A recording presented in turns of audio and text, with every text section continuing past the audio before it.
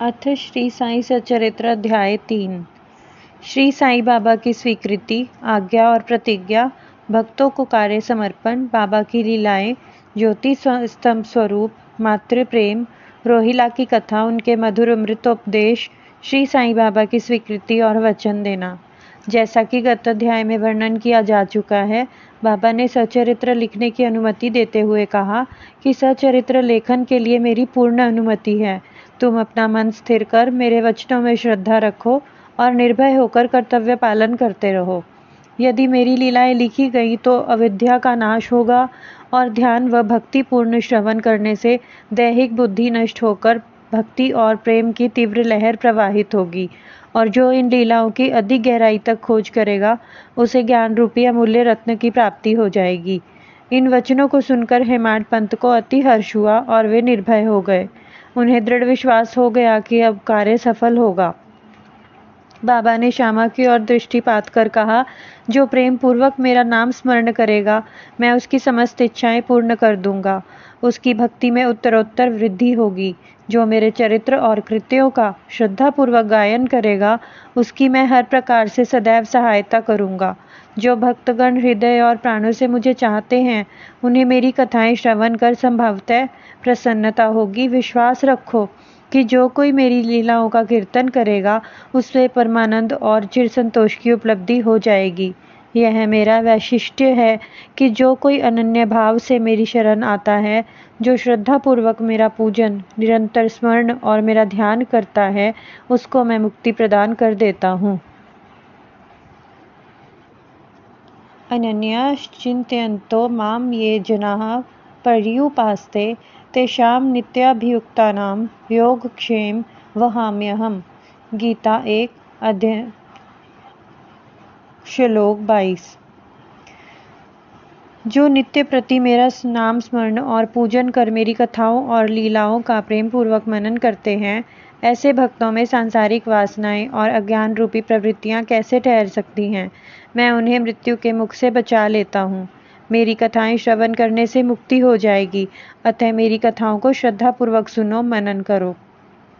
सुख और संतोष प्राप्ति का सरल मार्ग ही यही है। इससे श्रोताओं के चित्त को शांति प्राप्त होगी, और जब ध्यान प्रगाढ़ और विश्वास दृढ़ हो जाएगा तब अखंड चैतन्य घन से अभिन्नता प्राप्त हो जाएगी। केवल साईं साईं के उच्चारण मात्र से ही उनके समस्त पाप नष्ट हो जाएंगे। भिन्न भिन्न कार्यों की भक्तों को प्रेरणा। भगवान अपने किसी भक्त को मंदिर, मठ, किसी को नदी के तीर पर घाट बनवाने, किसी को तीर्थ पर्यटन करने और किसी को भगवत कीर्तन करने एवं भिन्न भिन्न कार्य करने की प्रेरणा देते हैं, परंतु उन्होंने मुझे साईं सचरित्र लेखन की प्रेरणा की। किसी भी विद्या का पूर्ण ज्ञान ना होने के कारण मैं इस कार्य के लिए सर्वथा अयोग्य था, अतः मुझे इस दुष्कर कार्य का दुस्साहस क्यों करना चाहिए। श्री साईं महाराज की यथार्थ जीवनी का वर्णन करने की सामर्थ्य किसे है। उनकी कृपा मात्र से ही कार्य संपूर्ण होना संभव है। इसलिए जब मैंने लेखन आरंभ किया तो बाबा ने मेरा अहम नष्ट कर दिया और उन्होंने स्वयं अपना चरित्र रचा। अतः इस चरित्र का श्रेय उन्हीं को है, मुझे नहीं। जन्मतः ब्राह्मण होते हुए भी मैं दिव्य चक्षु विहीन था, अतः साईं सचरित्र लेखन में सर्वथा अयोग्य था। परंतु श्री हरि की कृपा से क्या संभव नहीं है। मुख भी वाचाल हो जाता है और पंगु भी गिरी पर चढ़ जाता है। अपनी इच्छा अनुसार कार्य पूर्ण करने की युक्ति वे ही जाने। हारमोनियम और बंसी को यह आभास कहाँ कि ध्वनि कैसे प्रसारित हो रही है, इसका ज्ञान तो वादक को ही है।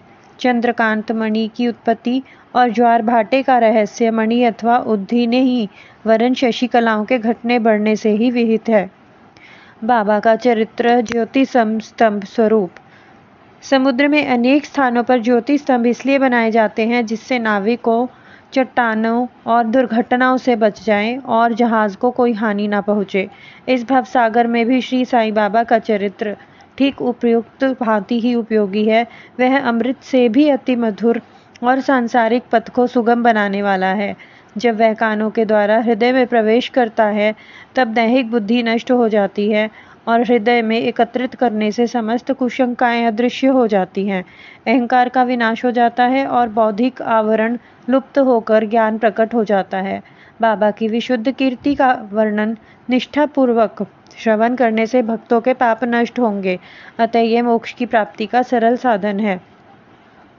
सतयुग में शम तथा दम, त्रेता में त्याग, द्वापर में पूजन और कलयुग में भगवत कीर्तन ही मोक्ष का साधन है।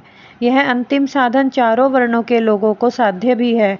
अन्य साधन योग, ध्यान, धारणा आदि आचरण करने में कठिन है, परंतु चरित्र तथा हरि कीर्तन का श्रवण तो अत्यंत ही सुलभ है। केवल उन पर ध्यान देने की ही आवश्यकता है। कथा श्रवण और कीर्तन से इंद्रियों की स्वभावतः विषयासक्ति नष्ट हो जाती है और भक्त वासना रहित होकर आत्म साक्षात्कार की ओर अग्रसर हो जाता है।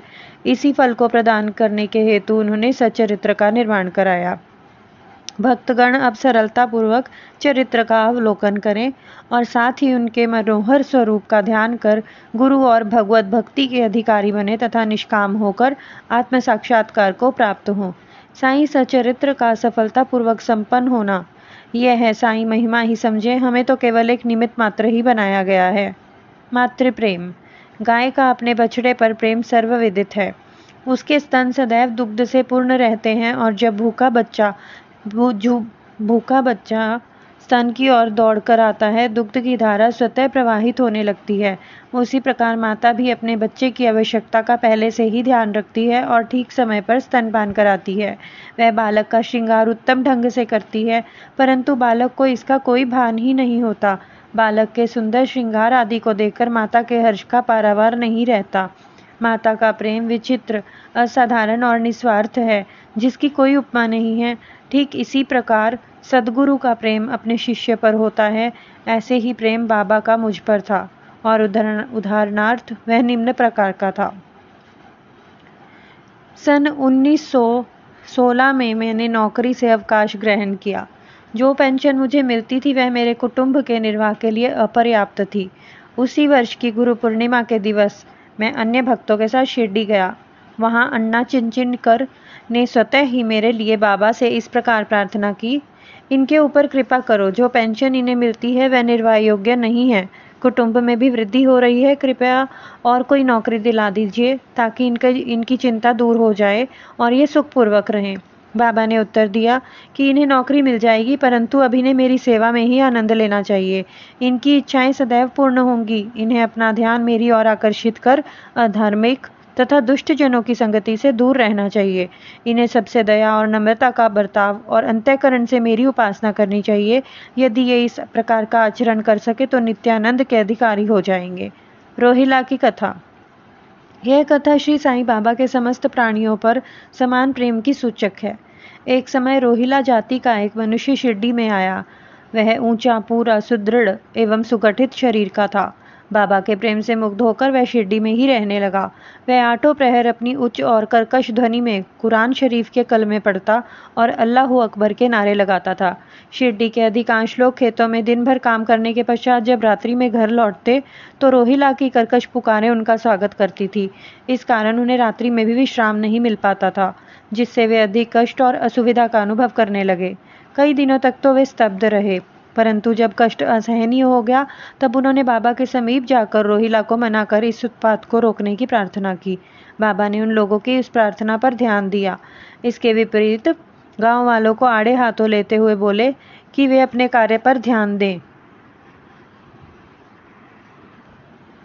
बाबा ने उनसे कहा कि रोहिला की पत्नी बुरे स्वभाव की है और वह रोहिला को तथा मुझे अधिक कष्ट पहुंचाती है, परंतु वह उसके कलमों के समक्ष उपस्थित होने का साहस करने में असमर्थ है और इसी कारण वह शांति और सुख में है। यथार्थ में रोहिला की कोई पत्नी न थी। बाबा का संकेत केवल कुविचारों की ओर था। अन्य विषयों की अपेक्षा बाबा प्रार्थना और ईशाराधना को महत्व देते थे। अतः उन्होंने रोहिला के पक्ष का समर्थन कर ग्रामवासियों को शांतिपूर्वक थोड़े समय तक उत्पात सहन करने का परामर्श दिया। बाबा के मधुर अमृतोपदेश। एक दिन दोपहर की आरती के पश्चात भक्तगण अपने घरों को लौट रहे थे। तब बाबा ने निम्नलिखित अति सुंदर उपदेश दिया। तुम चाहे कहीं भी रहो, जो इच्छा हो सो करो, परंतु यह सदैव स्मरण रखो कि तुम जो भी कुछ करते हो वह सब मुझे ज्ञात है। मैं ही समस्त प्राणियों का प्रभु और घट घट में व्याप्त हूँ। मेरी ही उदर में समस्त जड़ व चेतन समान सब प्राणी समाये हुए हैं। मैं ही समस्त ब्रह्मांड का नियंत्रण करता व संचालक हूँ। मैं ही उत्पत्ति, स्थिति व संहार करता हूँ। मेरी भक्ति करने वालों को कोई हानि नहीं पहुँचा सकता। मेरे ध्यान की उपेक्षा करने वाला माया के पाश में फंस जाता है। समस्त जंतु, चींटियां तथा दृश्यमान, परिवर्तनमान और स्थायी विश्व मेरे ही स्वरूप हैं।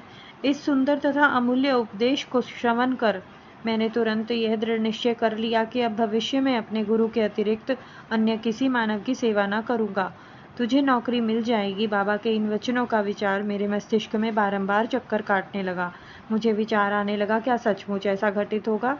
भविष्य की घटनाओं से स्पष्ट है कि बाबा के वचन सत्य निकले और मुझे अल्पकाल के लिए नौकरी मिल गई। इसके पश्चात मैं स्वतंत्र होकर एक चित्त से जीवन पर्यंत बाबा की ही सेवा करता रहा। इस अध्याय को समाप्त करने से पूर्व मेरी पाठकों से विनम्र प्रार्थना है कि वे समस्त बाधाएं जैसे आलस्य, निद्रा, मन की चंचलता व इंद्रिय आसक्ति दूर कर और एक चित्त हो अपना ध्यान बाबा की लीलाओं की ओर दें और स्वाभाविक प्रेम निर्माण कर भक्ति रहस्य को जाने तथा अन्य साधनाओं में व्यर्थ श्रमित ना हो। उन्हें केवल एक ही सुगम उपाय का पालन करना चाहिए और वह है श्री साईं लीलाओं की श्रवण। इससे उनका अज्ञान नष्ट होकर मोक्ष का द्वार खुल जाएगा। जिस प्रकार अनेक स्थानों में भ्रमण करता हुआ भी लोभी पुरुष अपने गड़े हुए धन के लिए सतत चिंतित रहता है, उसी प्रकार श्री साईं को अपने हृदय में धारण करो। अगले अध्याय में श्री साईं बाबा के शिरडी आगमन का वर्णन होगा। श्री सद्गुरु साईनाथ अर्पणमस्तु। शुभम भवतु। ओम साई राम।